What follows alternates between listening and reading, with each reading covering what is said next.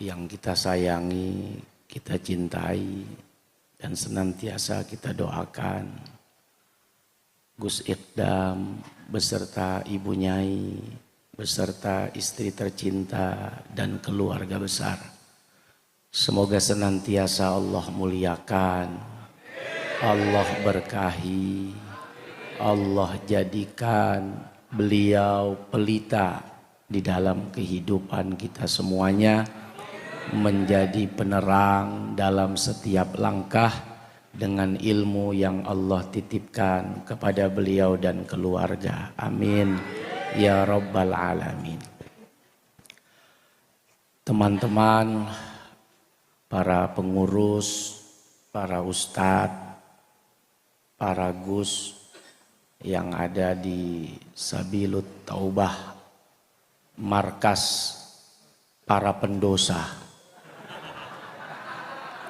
Begitu ya Gus ya. Ini termasuk yang ngomong ini pendosa juga ini. Kalau nggak jadi pendosa besok ngaku nabi saya sudah. Bahaya itu. Ya. Jadi lebih baik kita ngaku pendosa supaya kita nggak ngaku nabi. Nah, kalau sampai nggak punya dosa bahaya itu. Ya, ini yang ngomong jangan-jangan lebih banyak dosanya daripada garangan ini Gus. Alhamdulillah saya dan istri datang. Mungkin kalau saya munculnya setiap subuh dan setiap Ramadan di Indosiar Gus. Tapi kalau Gus Ikdam tuh setiap saat lewat mulu di HP saya. Tepuk tangan. Jadi kalau mau bicara populer, Gus Ikdam tuh lebih populer daripada saya. Kalau saya jamnya tertentu, harinya tertentu, waktunya tertentu, yang bangun juga tertentu. Biasanya nenek-nenek tuh yang bangun subuh-subuh. Tapi kalau Gus Ikdam setiap hari, setiap saat, siapapun yang punya media sosial, siapa yang nggak pernah tahu dan nggak pernah ngelihat Gus Ikdam, tepuk tangan dong. Justru saya dan istri, ini istri saya ini, ya kebetulan istri saya 3, anaknya Gus, hampir mau dilempar sama ibu-ibu dari belakang. Anaknya 3 dan insya Allah yang 2 kembar akan pesantren tahun ini insya Allah Gus, doanya di An-Nur 2 Malang, apa Bulu Lawang. Hah? Ya betul ya Pak Ustadz ya, Bulu Lawang. Insya Allah mudah-mudahan kuat, kami diberikan oleh Allah dan juga anak-anak kami juga diberikan kekuatan. Amin ya rabbal alamin. Jadi saya dan istri datang, pertama ingin silaturahim, kedua mau nyolong. Tahu nyolong? Ini kan mantan tukang colong, mantan tukang curi. Jadi saya datang ke sini justru mau nyolong, mau nyuri. Nah, ini ada nyuri yang dibolehkan, ada nyuri yang justru bagus. Nyuri apa tuh? Nyuri duit, nyuri ilmu, nyuri akhlak, nyuri sifat. Bagaimana tadi saya diajak muter sama Gus Ikdam, disitulah saya curi. Beliau nggak ngasih, tapi saya curi, halal ya Gus ya. Apa yang saya curi? Bagaimana amaliyah beliau, muter, menyapa, menegur, walau sekedar senyum, walau sekedar salam, walau sekedar menjawab apa yang disampaikan oleh ibu, bapak, bahkan anak-anak kecil. Dikasih duit, dikasih uang buat jajan.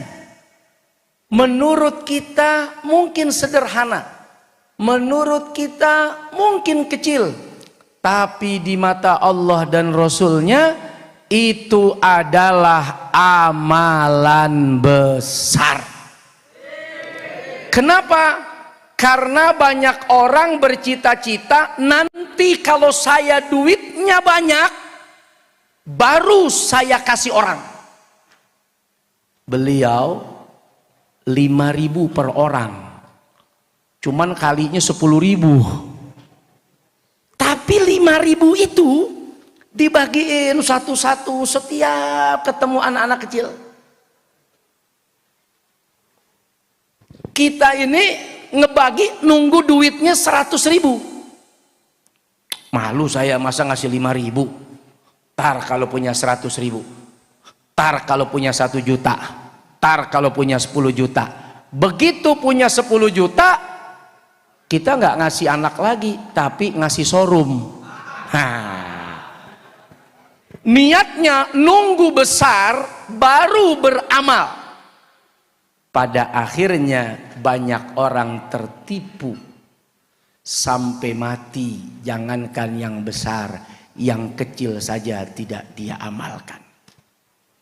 Tapi beliau tadi Masya Allah 5.000, 5.000. Anak-anak kecil gembira, senang, idkhulus surur, menyenangkan hati orang. Itu yang mahal, dan itulah yang menjadi kafarat, penghapus.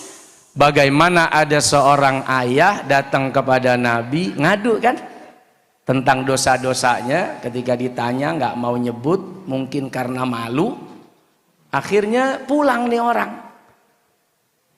Datang malaikat Jibril menginformasikan kepada Nabi, ternyata orang itu sudah diampuni oleh Allah.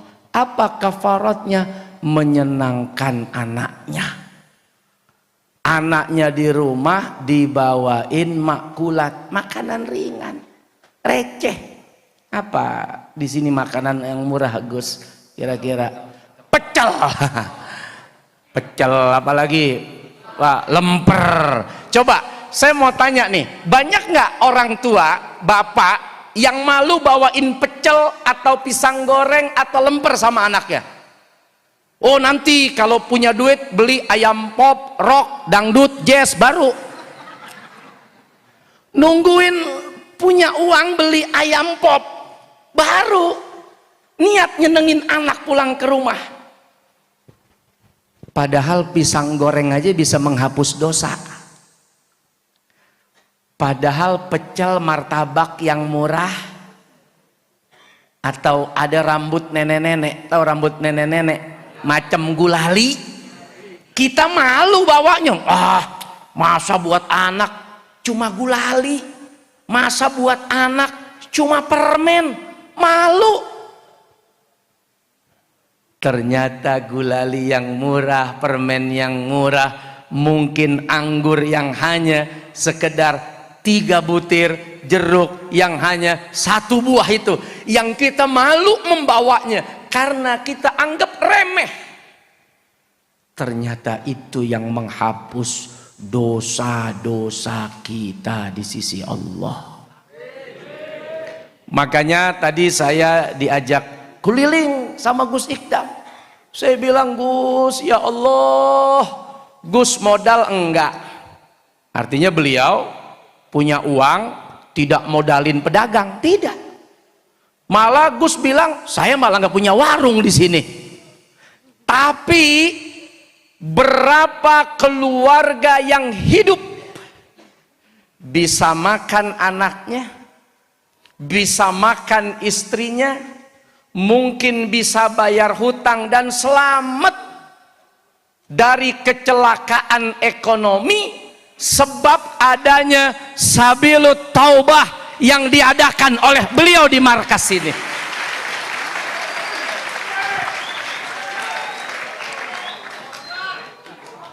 Bayangkan, saya pelan-pelan saya colong, saya bilang sama istri, ini rupanya amalannya Gus Ikdam. Itu yang dagang baju, yang dagang air, yang dagang kue, yang dagang makanan. Beliau nggak modalin, beliau hanya modal waktu. dan ilmu setiap Senin dan Kamis ya Gus. Berapa ribu orang yang ekonominya hidup, anaknya bisa sekolah, istrinya bisa nambah. Lu baru pisang goreng laku aja mau nambah lu.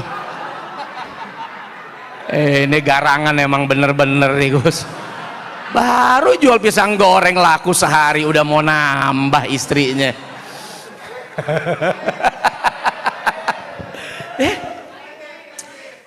Bayangkan beliau bukan mengeluarkan, kalau dihitung itu berapa puluh miliar orang bisa dagang di sini.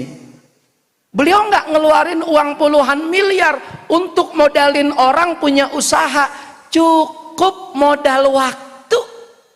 Senin Kamis ribuan orang selamat ekonominya. Kelihatannya sepele.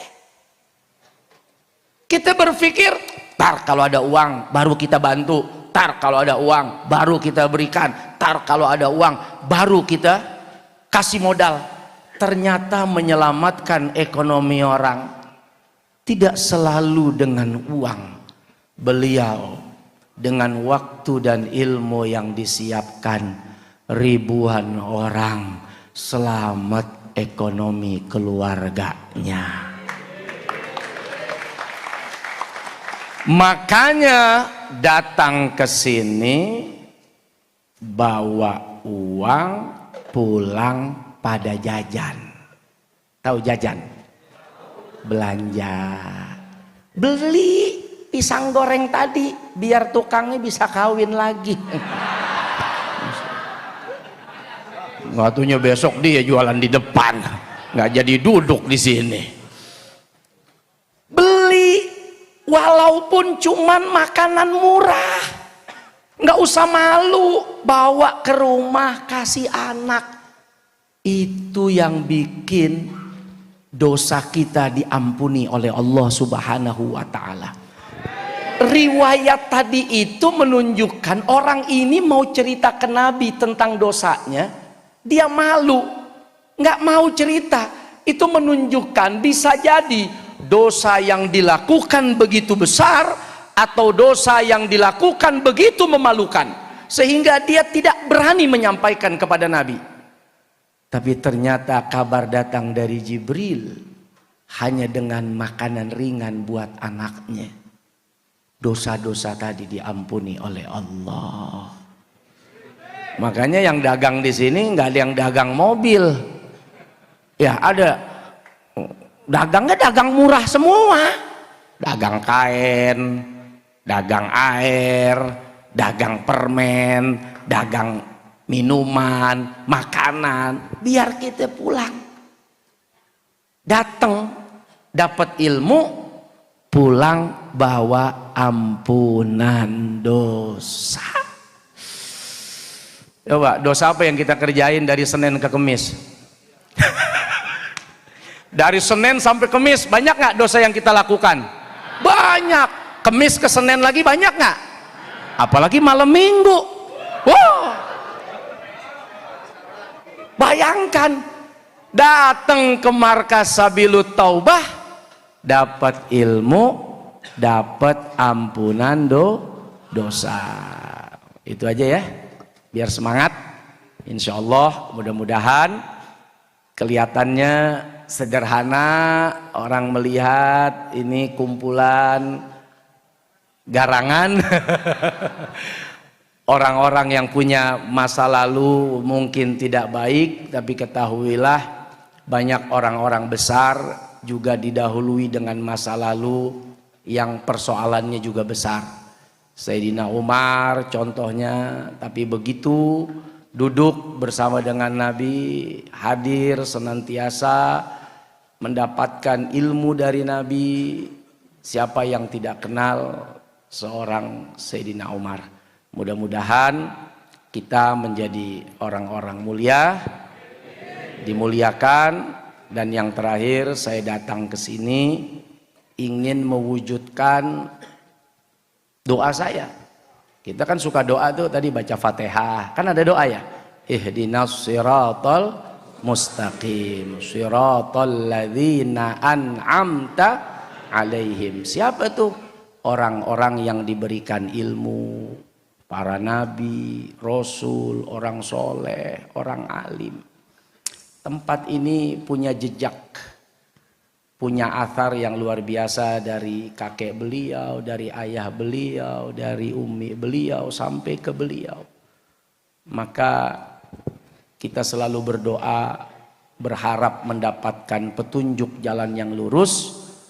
Maka semoga perjalanan bersama dengan beliau-beliau yang diberikan nikmat karunia oleh Allah dengan keilmuannya, kemuliaannya, semoga Allah Subhanahu wa taala juga memberikan itu kepada kita semua. Terima kasih dengan segala kekurangan saya di majelis yang mulia ini di hadapan guru kita. Terlalu berani saya bicara sebetulnya di hadapan Gus Ikdam. Namun kalau sudah perintah dekingan pusat, udah nggak berani saya kalau pusat yang perintah. Dengan segala kekurangan, terima kasih dan mohon maaf. Wallahul muwaffiq ila aqwamit thoriq. Assalamualaikum warahmatullahi wabarakatuh.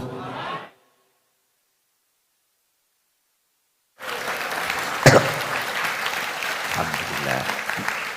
Masya Allah. Seneng ngefan sama Ustadz Sulmet.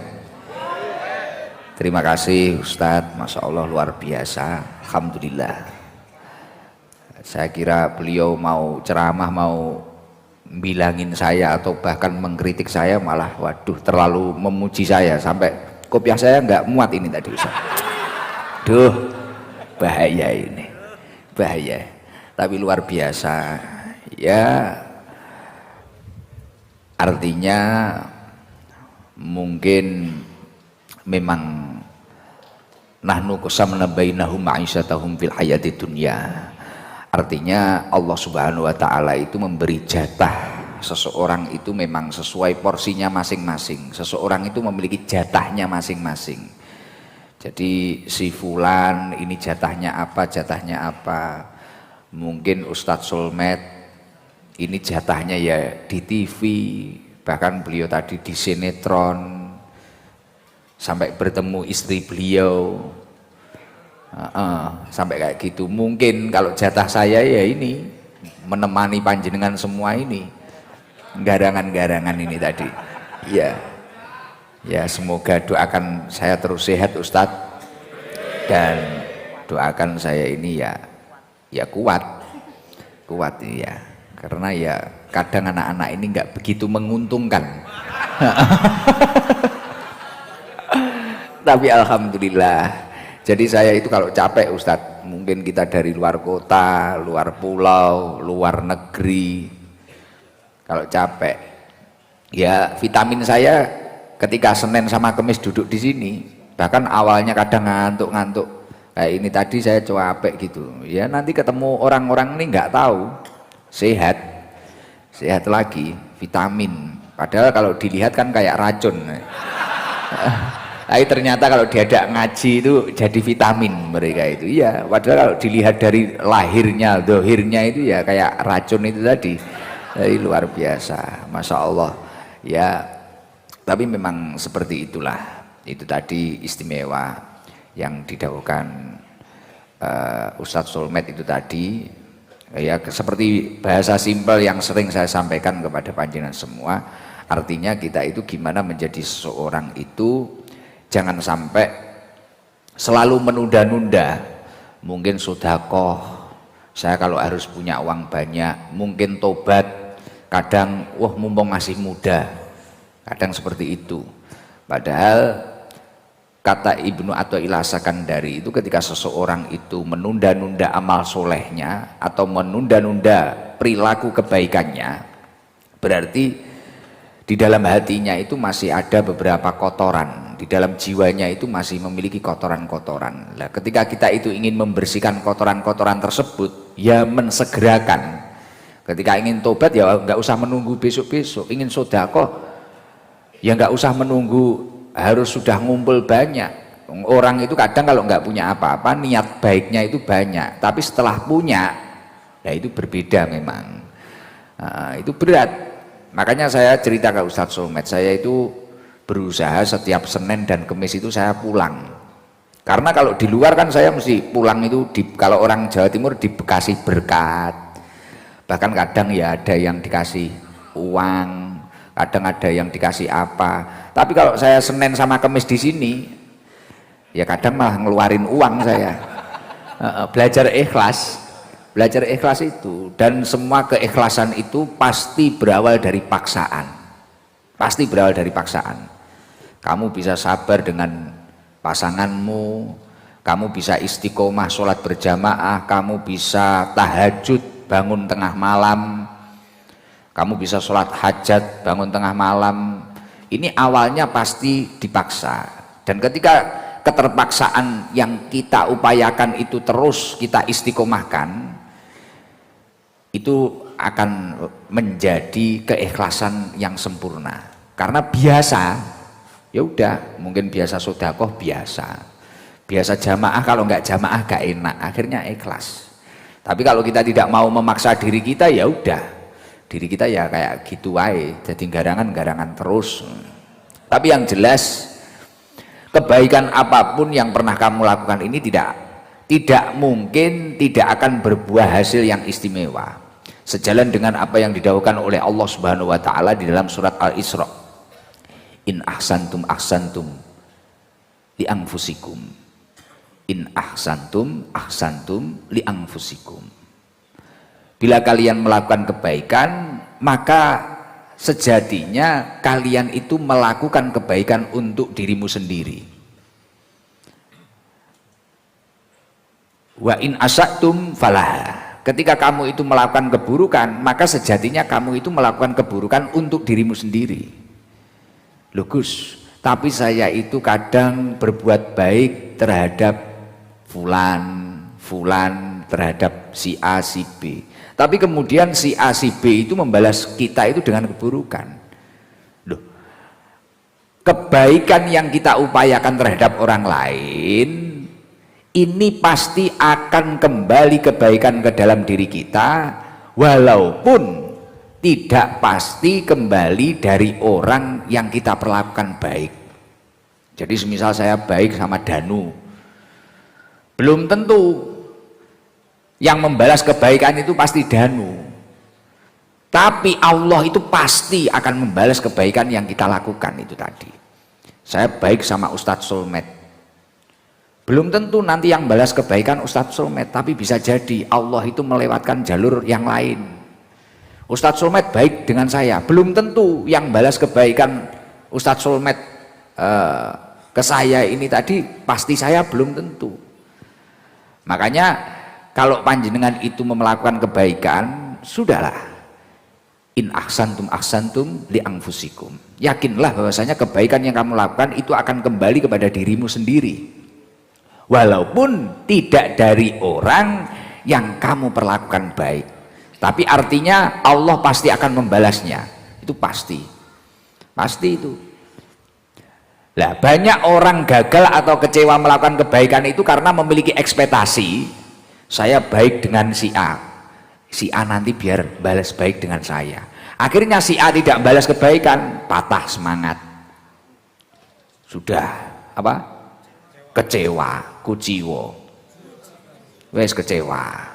Oh, saya ini padahal sudah tulus, sudah baik loh Gus, tapi dia malah balas dengan keburukan. Ya udah, saya juga balas keburukan. Wah, ini yang salah. Kita dibaiki oleh saya itu pernah Ustadz, ini contoh. Saya itu penting punya prinsip. Selagi ada orang itu menghina saya atau apapun itu, ini ya untuk pembelajaran diri saya sendiri.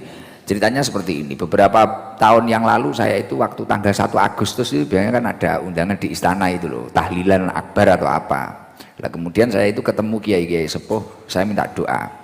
Pada waktu itu kondisi saya dan majelis ini banyak yang hujat lah. Mungkin apa itu wes para, ya ini karena anak-anak ini kan macam-macam. Tadi istrinya Ustadz Somad saja ketawa-ketawa tak kasih tahu kalau Harlah itu kita itu ya ada band dulu marginal itu ke sini, marginal yang tatonya penuh itu loh, Jakarta, band punk itu ke sini. Nah, akhirnya kan kita dihujat dan sebagainya. Kemudian saya ketemu Kiai Sepuh di istana itu bilang, Yai doakan saya, sudah Gus, nggak usah bingung, penting tujuannya takwa Allah, mengajak orang bertakwa kepada Allah dan mengajak diri kita bertakwa kepada Allah. Kemudian semua yang kita lakukan ini semata-mata mencari ridhonya Allah, sudah semuanya akan beres. Dan ternyata apa yang dikatakan kiai tersebut sejalan dengan apa yang didahulukan oleh Rasulullah Shallallahu Alaihi Wasallam. Man iltamisa ridho Allahi bisakhotin nas kafahullahu mu'natan nas. Barang siapa yang fokus mencari ridhonya Allah di saat orang lain itu tidak suka kepada dirinya, maka kafahullahu mu'natan nas, Allah akan mencukupkan dirinya dari bergantung dari orang lain. Hidupnya akan dicukupi oleh Allah. Bahasa elitnya apa? Entuk dekengan pusat, mendapatkan dekengan pusat. Makanya ketika orang itu bertobat, wah kamu itu masih tatonan, sholat kamu itu gimana, apa sah? Sudahlah, cari ridho Allah. Kamu itu sodakoh di video mungkin, penting kamu niatnya itu baik, kamu niatnya tidak riya, sudah gas saja. Wah kamu itu gini, ngaji buat apa? Mungkin kamu dihujat ngaji sekali. Dulu itu banyak orang ngaji di sini karena mungkin dia itu peminum, dia pemabuk, terus dihina. Oh kamu itu sholat saja belum, 5 waktu saja belum penuh, sudah ngaji kayak gitu. Wes apa kamu itu dihujat kayak gitu. Kemudian sudah nggak ngaji, akhirnya kembali menjadi preman lagi, kembali menjadi peminum lagi, kembali menjadi orang bucin lagi. Ya, bahkan di sini itu ada terlanjur dekat bertahun-tahun, terlanjur bahkan kadang membantu menyekolahkan pasangannya, ternyata takdir Allah berkata lain. Ternyata bukan jodoh dirinya tapi jodoh tetangganya. Lah itu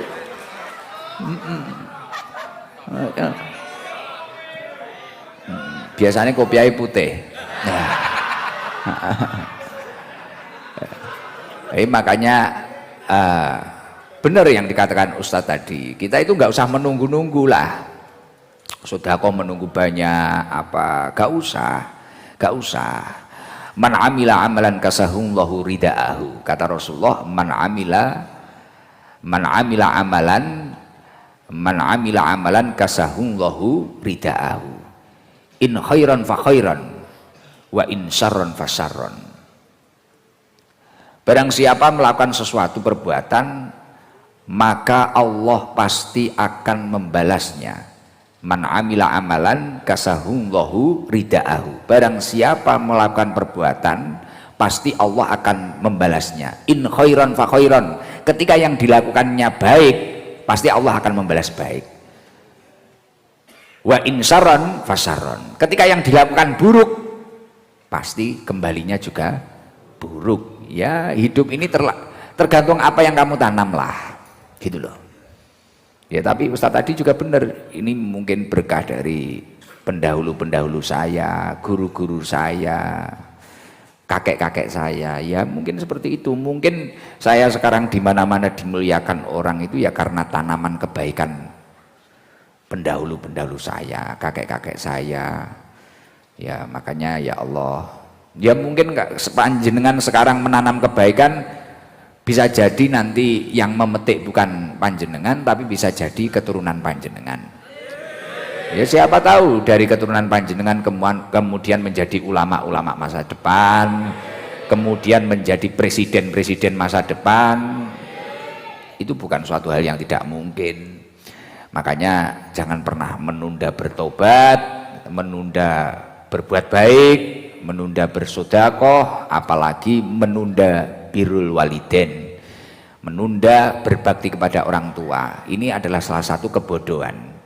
Karena di dunia ini kunci termudah mencari ridhonya Allah itu dengan berbakti kepada orang tua kita, baik yang masih hidup maupun sudah meninggal. Yang masih hidup dengan kita ikuti apa yang beliau kehendaki ataupun apa yang membuat beliau bahagia. Ketika sudah meninggal ya dengan doa-doa yang kita istiqomahkan, memohonkan ampunan terhadap beliau-beliau. Ya semoga hidup kita itu diridhoi oleh Allah Subhanahu wa taala. Tapi saya yakin keistiqomahan sholawat yang panjenengan baca setiap malam Jumat ini pasti tidak akan sia-sia. Panjenengan nanti akan merasakan. Saya itu memiliki prinsip, Ustadz, entah itu jenengan atau siapa, pasti saya itu selalu mengamati ketika ada orang sukses, dia itu pasti memiliki keistiqomahan religius. Siapapun orang sukses itu pasti, yang suksesnya lama coba teliti. Misal di desamu ada abah siapa, sukses, entah itu sukses rezekinya, entah itu sukses ilmunya luar biasa, pasti memiliki keistiqomahan religius, pasti. Kayak pondok An-Nur yang mau Ustadz mau nyantrikan putra Ustadz di situ itu, pondoknya kan besar, 30 hektar. An-Nur 2 Malang, Guzen. Itu Yai Badrudin itu ayahnya Guzen itu kan keistiqomahan religiusnya baca surat Waqiah itu. Baca surat Waqiah. Istiqomah surat Waqiah. Sekarang pondoknya An-Nur 2 itu 30 hektar. Mulai dari secukupnya, kemudian sampai namanya pondok pesantren wisata. Ombo banget 30 hektar. Yang mau dibuat nyantrikan putranya Ustadz Solmed ini loh. Nah, punya keistiqomahan salah satunya yang masyhur itu membaca surat Waqiah. Lah kakek saya ya gitu. Salah satu keistiqomahan religiusnya itu nariyah.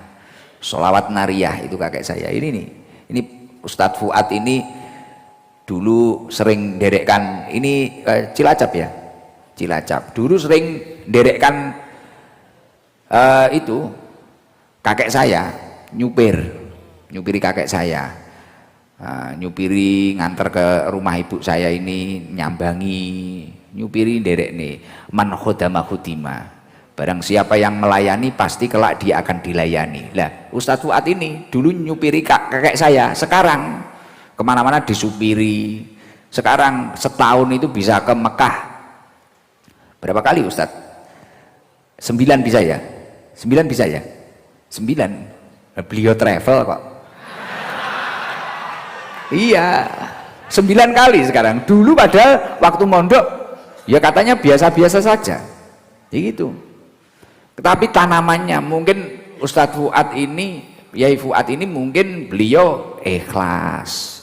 Ketika nganter Mbah Yai ikhlas. Lah anak-anak sekarang coba disuruh, kalau nggak dikasih uang mana mau berangkat. Iya, disuruh orang tuanya ya gak gelem. Tapi nek sing nyuruh yange ngono ya ombak gede tak serebrangi. Gunung jeblok dijelungupi. Ya itu. Ya karena kena faktor penyakit tolol itu tadi. Ya gitu loh. Yai Fuad ini cerita sendiri dulu. Sekarang 9 kali biasa. Beliau umroh, haji hampir setiap tahun Ustadz Fuad ini, Yai Fuad ini. Dulu nyantri, supir biasa. Tapi ikhlas. Nek koyo Yadi supirku kae yo mbuh. Nek Yadi kae yo mbuh karek ikhlas apa ora ngono lho iki lho. Ya jadi kayak gitu. Terus Yai Ali Ashari yang sekarang wakil Yayasan Unisma yang sampai pernah ngaji di mana Jerman, Inggris, London, alumninya kakek saya. Dulu waktu mondok katanya juga nggak punya apa-apa, cuma pernah keberkahan, pernah dikasih sama Mbah Yai Bat. Nah, Mbah Yai Zubair Abdul Ghafur itu pernah dikasih pisang bekasnya kan dipangan. Tapi kalau orang sekarang, wah anak saya kok dikasih sisa. Nah itu, padahal itu berkahnya full itu. Saya itu dulu, beneran, saya itu dulu kalau di pondok, saya selalu rebutan bekas guru saya. Jadi ini beneran. Jadi kalau guru saya ngajar di kelas itu kan mesti ada teh. Yang buatin biasanya bendahara atau ketua kelas. Nah saya itu berusaha kalau guru saya sudah mau pergi, nah ini serayan. Sampai kok dihabisin teman saya, wah aku waplai, pok, didum, barokah, dan alhamdulillah sekarang ya hidupnya ditata oleh Allah Subhanahu Wa Taala. Alhamdulillah ya dicukupi, walaupun saya itu tidak sekaya Ustadz Solmed, tapi alhamdulillah cukup lah, cukup. Saya istri satu juga cukup,